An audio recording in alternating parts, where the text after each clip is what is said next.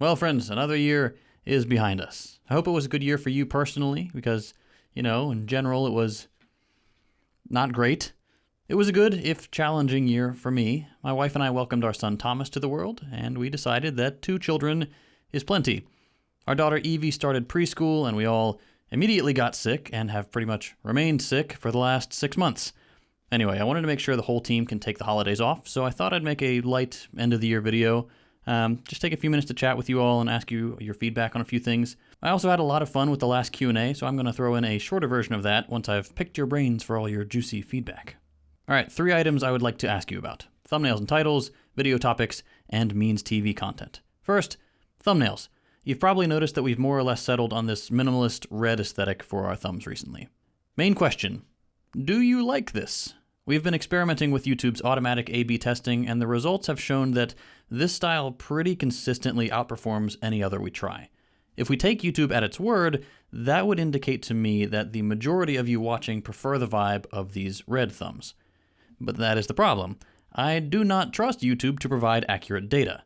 So let me know in the comments if you like this new style or not, if there are any changes you'd like to see to the format, or if there's a specific past style that you prefer. It's annoying that this matters so much, but unfortunately the thumbnail and title combo pretty much entirely determines how a video performs, at least in that critical first day or two.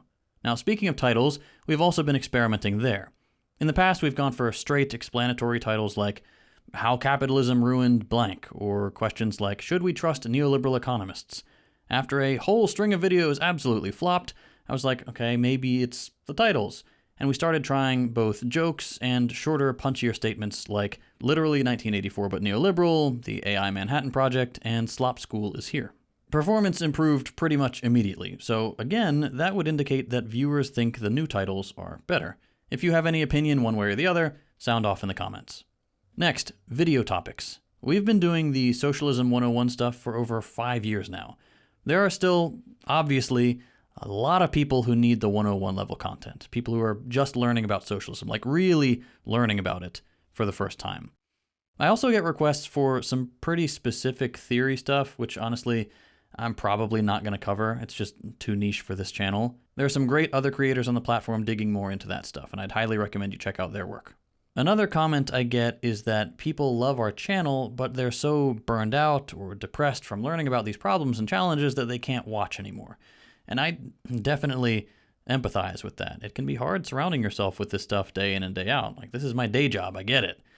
So I guess my question here is, what would you like to see more or less of on second thought? More cultural stuff to lessen the depression load? You want to stick with the Socialism 101 stuff? Something else?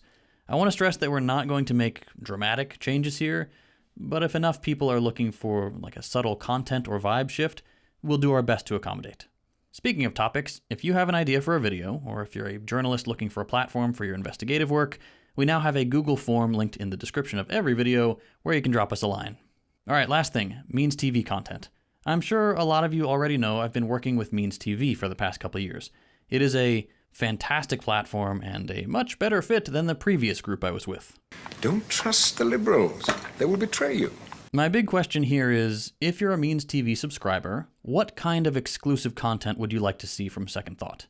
We've got an idea we've been workshopping for a while now, but it would be quite the departure from everything we've made so far. So, in general, what category of content sounds best to you? Would you like to see feature-length documentaries, more boots-on-the-ground reporting like we did in East Palestine, Ohio, a game show like what some other YouTubers have done recently? We want to offer something more than just bonus episodes of Second Thought. We'd really like to make something cool and more professional feeling, like something worthy of being watched on a TV instead of on a phone. So, once again, if you have any preference, please do let us know in the comments. Okay, with all that business taken care of, let's go do that Q&A. Howdy gang, I'm back. Got my Dr. Pepper. Oh, what's that? You like my sweater? Well, thank you. This is... It's kind of hard to get up and show you. Yeah. Just one of many bangers from the new Deprogram merch drop. Hope you like it. If you're a patron for Second Thought, Yugopnik, Hakeem, or the Deprogram, you can get 10% off your merch order. Deprogramshop.com. The codes are on our respective Patreons, if you're interested. No pressure. It is cozy, though. Okay, Q&A time. Let's make sure I'm in focus. This stupid camera does not have good autofocus, so sorry if I'm a little soft. All right, let's just jump right in. We've got 19 of these, and one just squeaked in on the Discord, so we'll call it an even 20 then. All right, it's a bald hedgehog. Have you seen the guy who put a turbo diesel in a 240 wagon? It was maybe 10 years ago. I have seen every modified 240, especially the wagons, online. I don't think there's a single one, if it exists anywhere online, that I have not seen. But send me all your 240 wagon videos, please. Ulrich Minecraft. How can we stop comrades from being so transphobic? Trans rights are as integral to liberating the working class as black rights, gay rights, and so on, and not a distraction. I'm not sure I quite accept that premise. In my experience, just about every dedicated socialist I've met has been a staunch supporter of trans rights. So, and I'm sure, I mean, that's obviously anecdotal, just my experience, but I've met a lot of people, and I've spoken to a lot of people. I know there are some out there, like a particular organization, air quotes there, that I will not name, that I'm pretty sure is just feds, which we can ignore. Just don't give them oxygen, all right? I mean, like, if you're not willing to go to bat for some of the most marginalized people in our society, what good are you as a comrade? So I don't think it's as big of a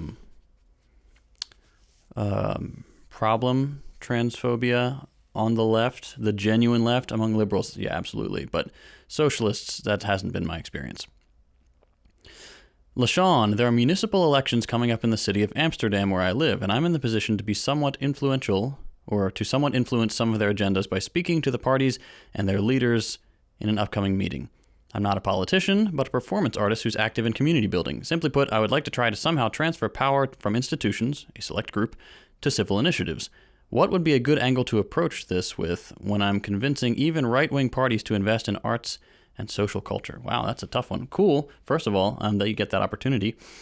I would try to, especially when dealing with the right-wing parties, I would try to reframe it not as like an ideological thing, not some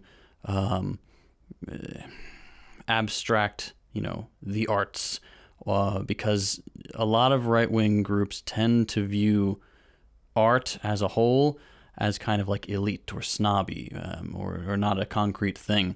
So if you can reframe it as investment in infrastructure, in a strong local culture, things like that, I think that would go a long way towards selling it. Like, hey, look, you're not, we agree with you that the government should remain small and not be required to pay for all these things, so please shift some of the responsibility of building these initiatives into the hands of the public to make them responsible citizens and build their own things. All we ask is a little bit of funding, things like that. You can reframe just about anything. You're not asking for money.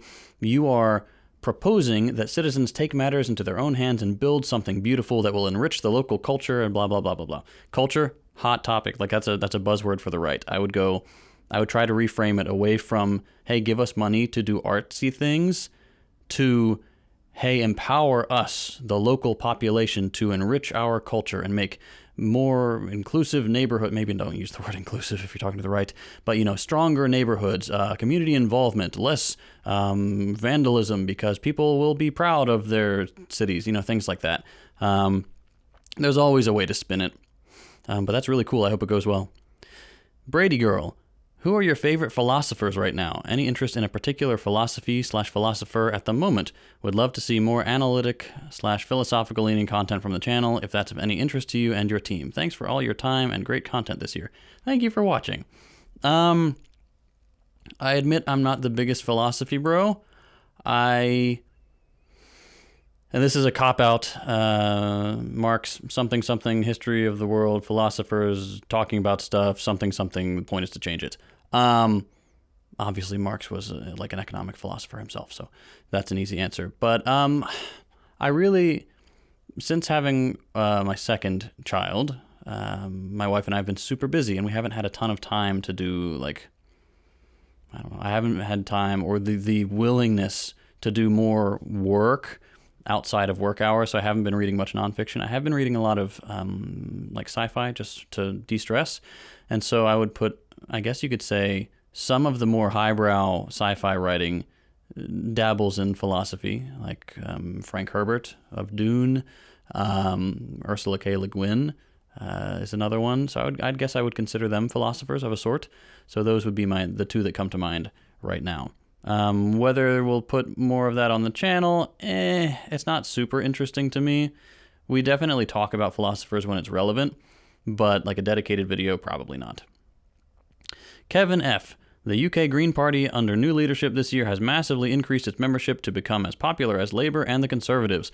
The Green Party is now the first major explicitly socialist and progressive UK political party this century.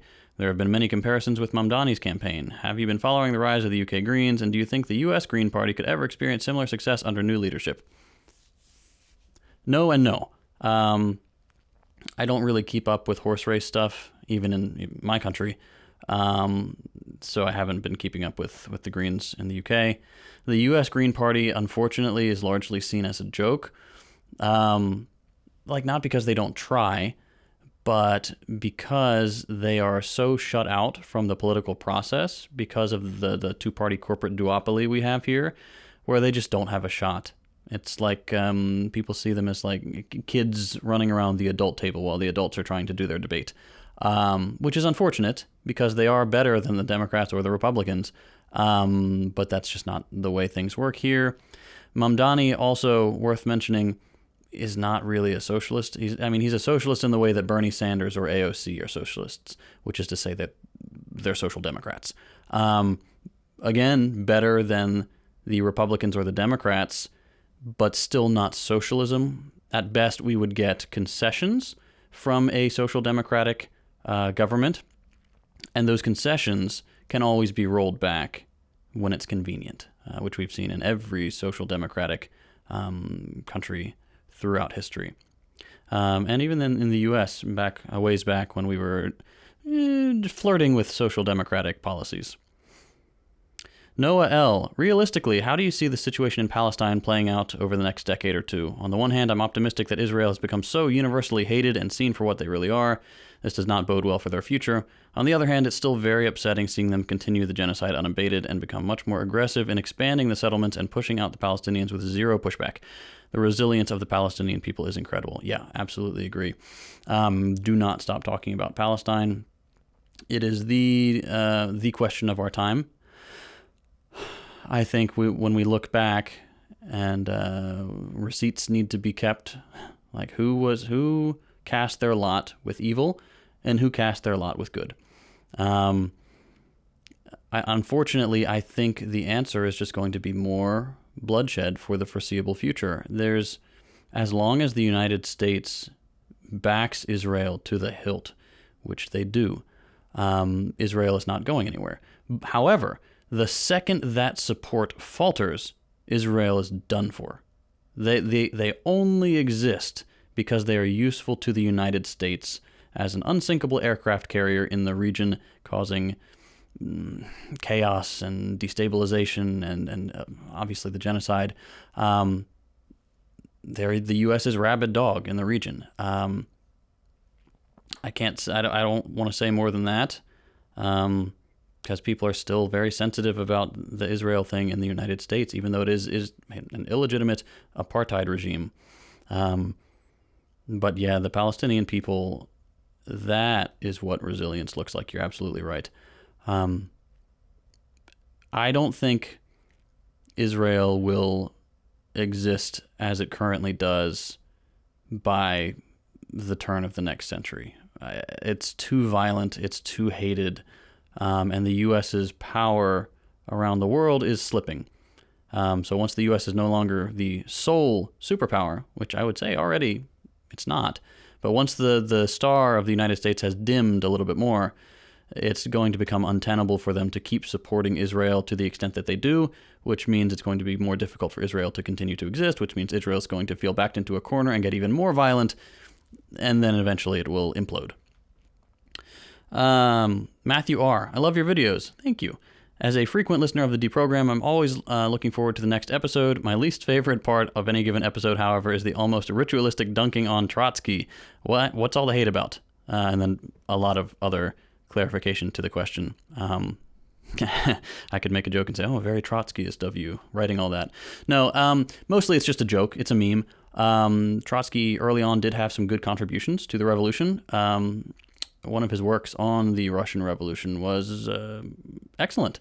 That being said, Trotskyist parties today are just kind of weird. They focus on things that like don't matter at all to the average person today. Like they're relitigating debates about Stalin from 1946 or something like that, and it's like, man, okay, I'm going to throw your newspaper away now. This doesn't affect me. Like, I'm just trying to get groceries and my rent's too high, you know?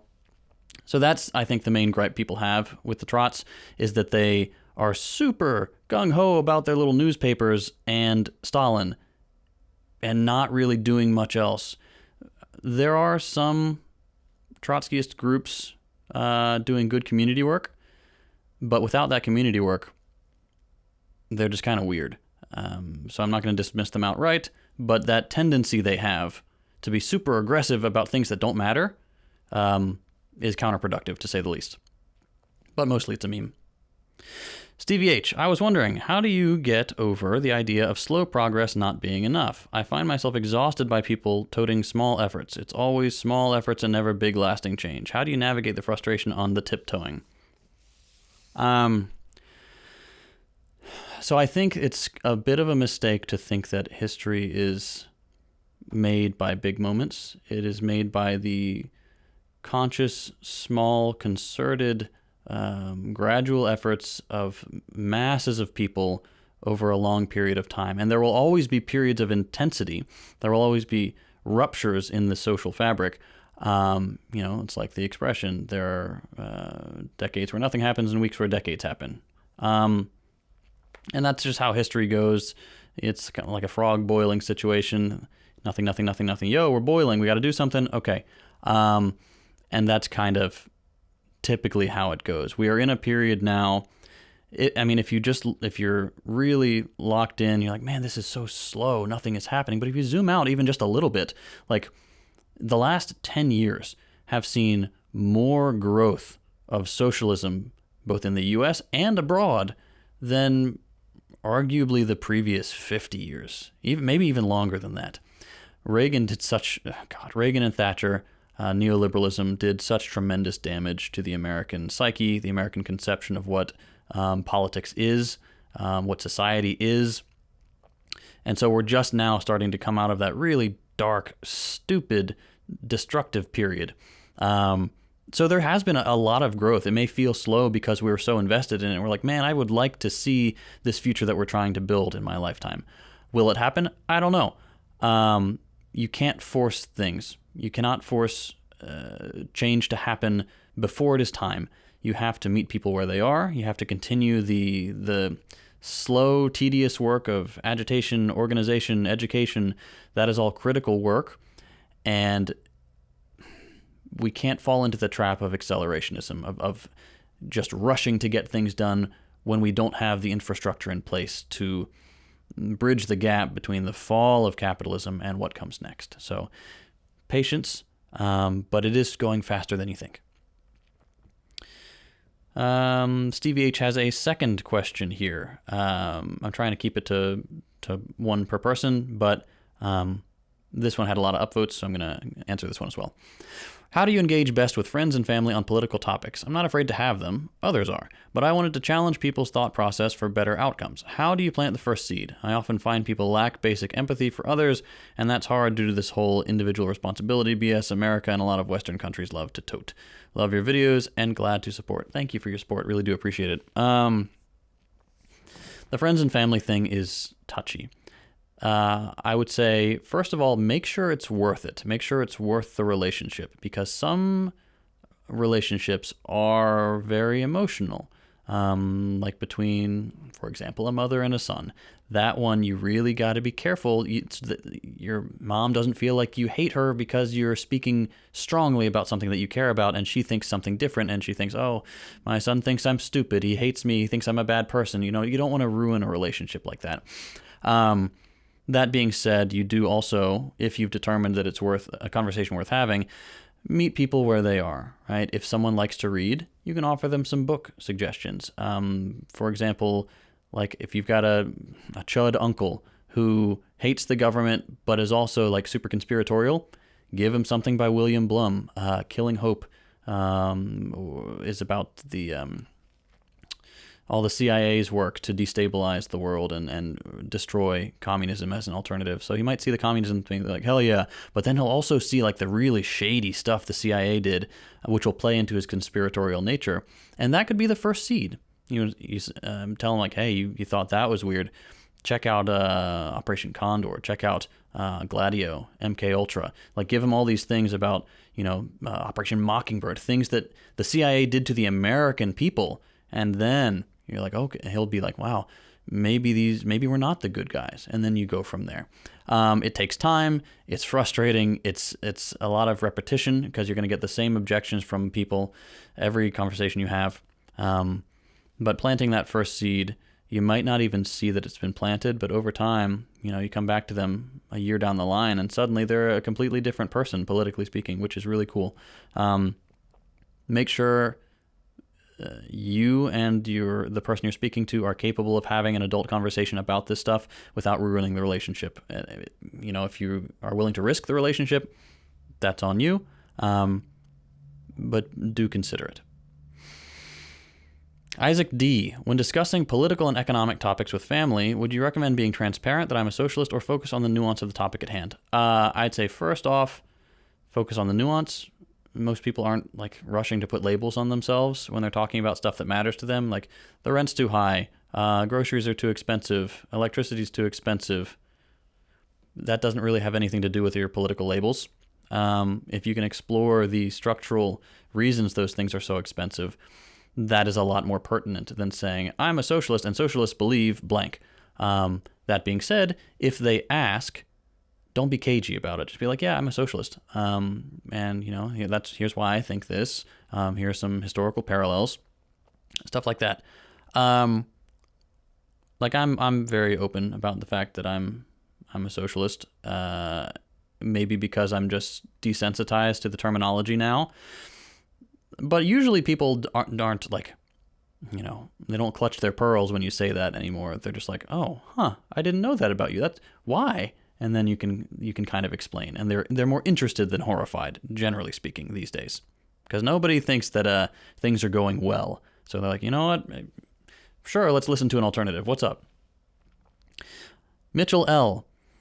I don't feel like it's touched on a lot by your channel or the deprogram itself, but are you genuinely concerned about climate change and its effects? I understand that they're totally entangled, such as fossil fuel giants being major polluters and thus fueling climate chaos, but also the overall ability of these industries to influence elections and perceptions towards the wealthy.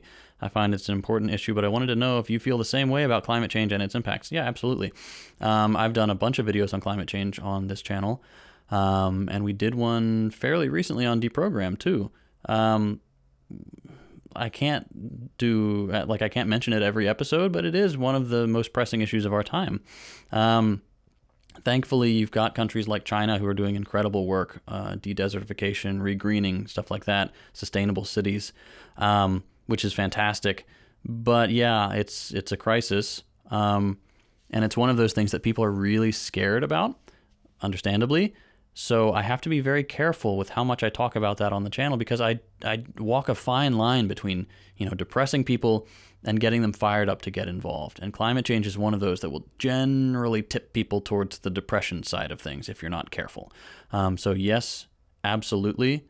Why is this? Oh, damn. My volume knob was way up. I hope I didn't peak.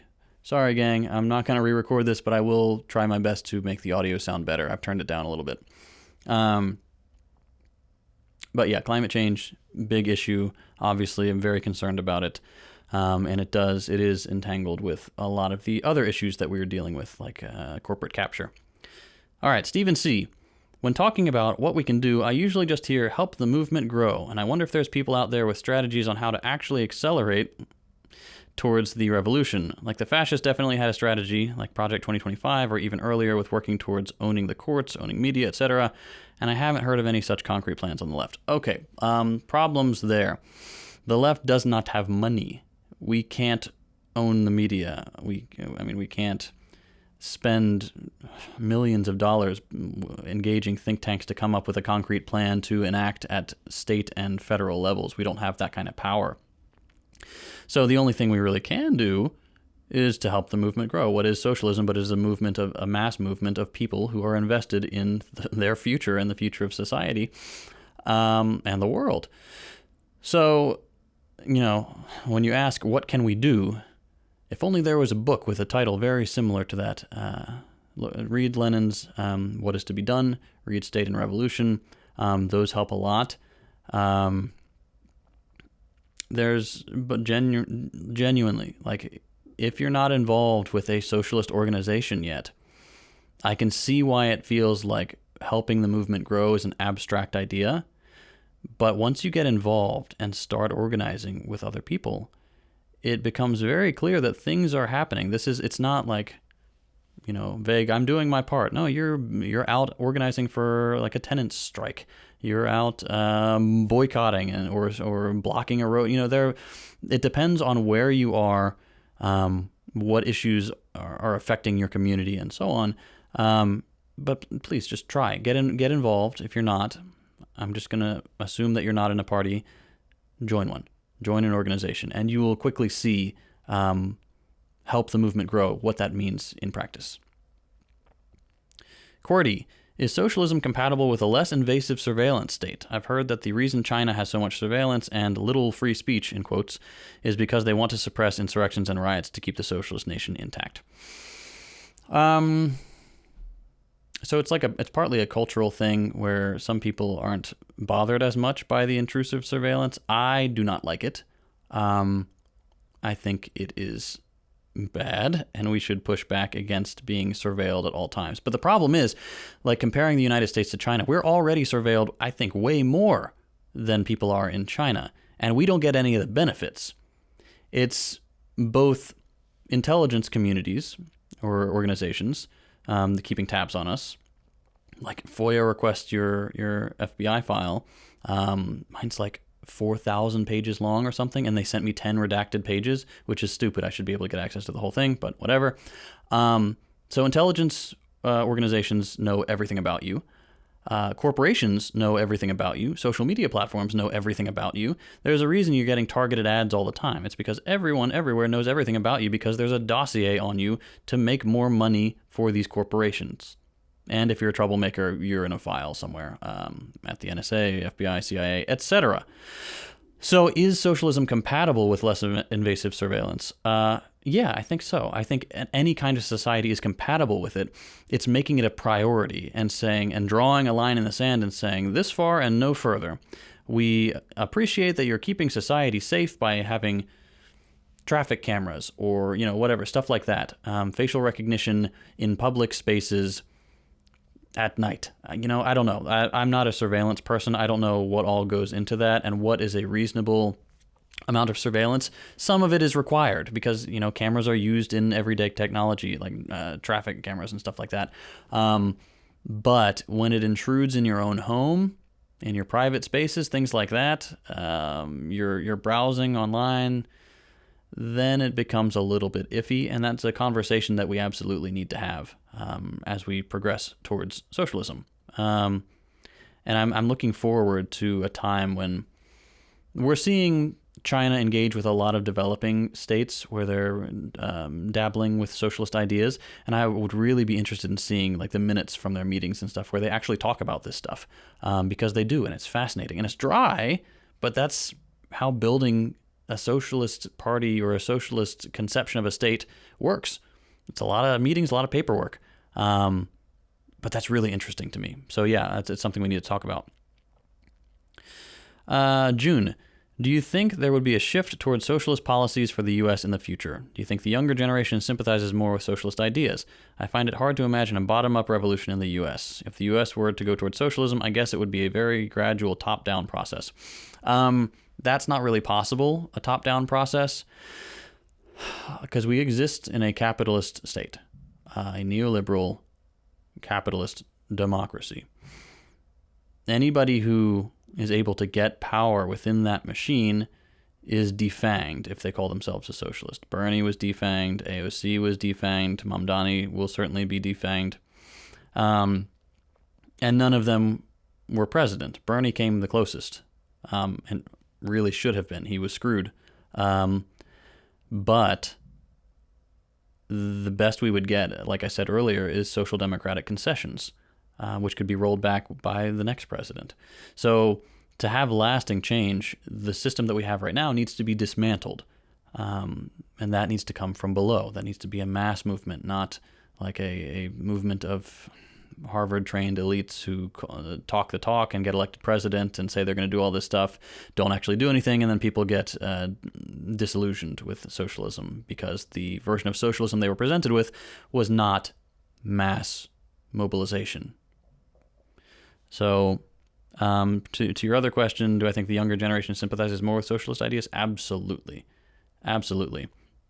The number of small YouTube channels I've seen that are not political, even some big channels recently, talking about the failures of capitalism. You're like, oh, something's happening. That's really cool.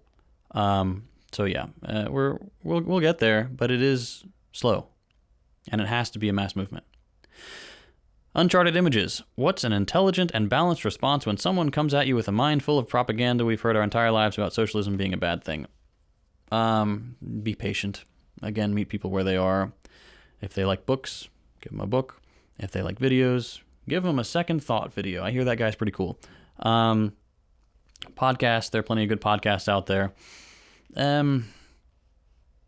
You just need to not get frustrated with people. I know we've all heard the objections 1,000 times, and we've countered them 1,000 times, and you don't want to hear it one more time at Christmas or Thanksgiving or like the next family gathering. Like, just shut up. It's not Big Spoon. It's not socialism, vuvuzela, whatever. Be patient. And recognize that you're not going to win people over with a single conversation. It's a long process, and it takes empathy, patience, kindness, understanding, and a willingness to hear their ideas. You don't need to actually consider them because you already have. You just need to be seen to be thoughtful or open to hearing other perspectives. If you look closed off and confrontational, you're never going to get through to people. Nolsky.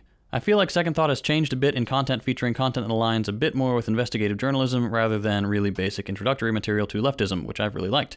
Can you give us any hints into content changes going into 2026? Maybe a First Thought status update would be cool too. I know YouTube has been screwing over leftist content creators to a greater extent as time goes on too. Would be interesting to get an update on how you're dealing with all this stuff. Yeah, we've I talked about this a little bit in the previous Q&A video I did. And a little bit in this one too, where we're asking what you guys would like to see. Good data that you like the investigative stuff. So thank you for sharing that. Probably more of that going forward. We're not obviously going to stop the Socialism 101 stuff, but I think we're kind of going to wrap it in or bundle it with broader cultural investigations and critique, because that will make it more accessible to more people. And that's, at the end of the day, that is what we want. We want to have our ideology packaged in a way that feels accessible to everybody, so that everybody can get something from it, can learn something, can feel like they're not being attacked, and so on. Other part of your question, First Thought status update. Yeah, some people have been saying, yo, what's going on with First Thought? Are you guys hacked? No, we're not hacked. We're just messing around. First Thought was not making us any money at all. It was a drain on the deprogram income. So we are doing one last Hail Mary attempt. Right now we're workshopping a new format behind the scenes. It's going to become a shitpost channel, which might be fun. We'll see. I'll let you guys know when the first video goes live. We're taking our time with it. We're not in any rush. And the last part of your question, YouTube screwing over leftist content creators, how we're dealing with that. I'm just trying my best. We are cautious with how we word things. We are cautious with the visuals we show on screen.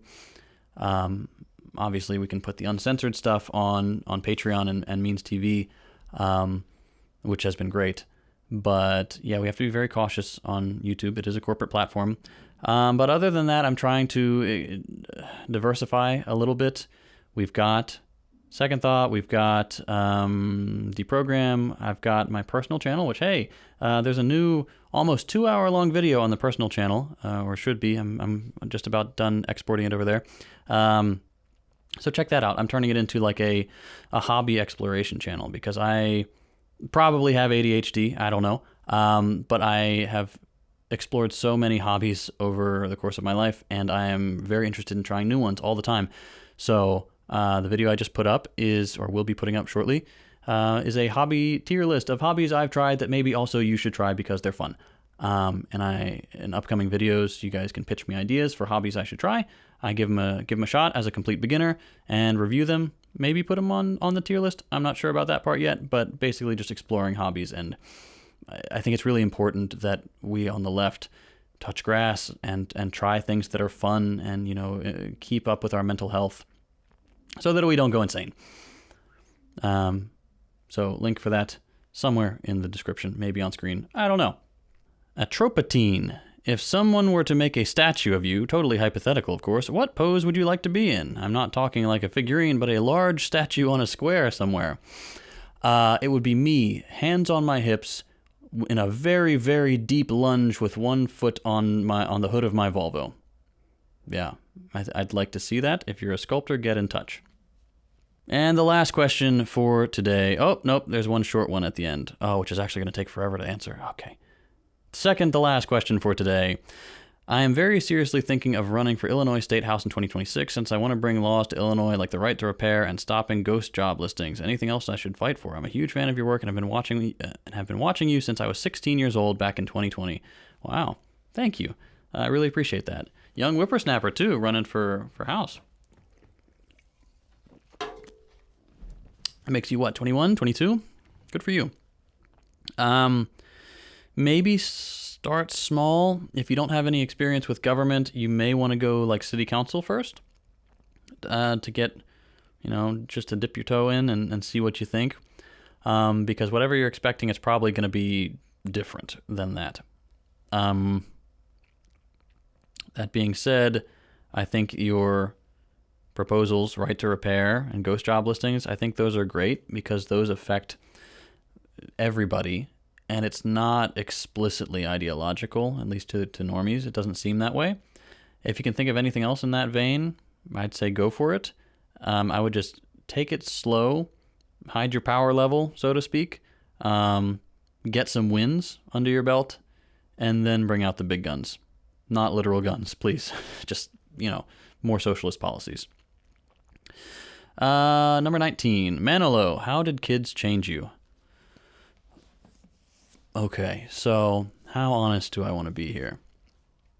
I'm joking mostly. Right now we have a 3-year-old daughter named Evie and a 5, almost 6-month-old son named Thomas. And we are in the period that is called affectionately the shit, the trenches, the worst period of parenthood, arguably, when you've got 2 kids under 3. I have not had a day to myself, nor has my wife, in 3 years or so. We do not have time to hang out together all that much. We are constantly dealing with sick children because Evie started preschool this year, and we have all been sick for like 6 months straight, off and on. There are a lot of negatives. You don't get to do the things you want to do most of the time. You are tired most of the time. You're bored most of the time. That being said, it is incredibly rewarding. Like there is, when people say, you'll understand when you have kids. I was always like, come on, man. Everybody says that. Well, like now I'm here. I'm like, oh, okay, yeah. It's something that it changes you in ways that you don't expect. I'm more patient. I'm more empathetic. I'm calmer, even though I'm frustrated a lot of the time. Just kids doing stupid stuff. You care about these little gremlins in a way that you have never cared about anyone before, and that will probably always be the case.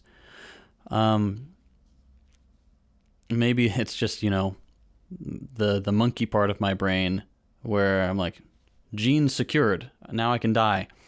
But I feel a lot more at peace with the trajectory of my life. Like, I'll joke with Kelsey, with my wife, that like, I've checked off the last box. See ya, I'm gonna go live on the side of a mountain somewhere and sit beneath a tree. It's having kids is a complete change from everything before in your life. And I hesitate to say that I recommend it, because you really have to be ready, and you'll never be fully prepared. You can't be. It's just such a dramatic change.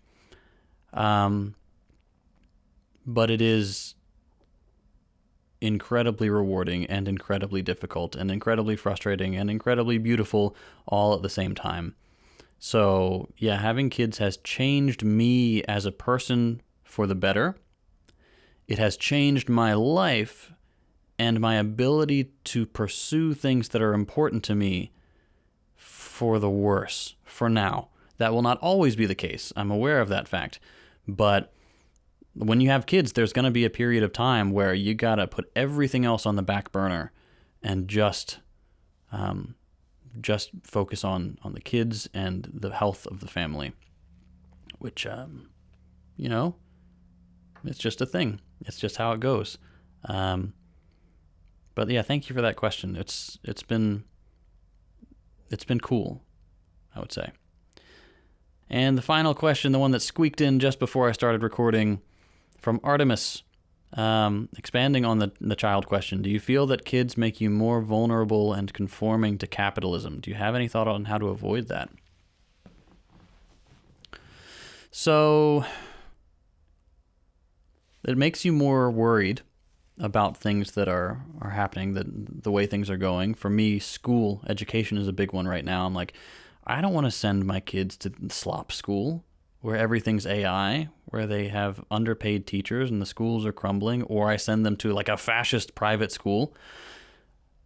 So now we're like exploring homeschool, which has its own, baggage, which there was just that homeschool project in Ohio that was explicitly fascist. And so you got to figure out, you got to navigate all this stuff because you care about your kids and them getting a quality education and not getting propagandized.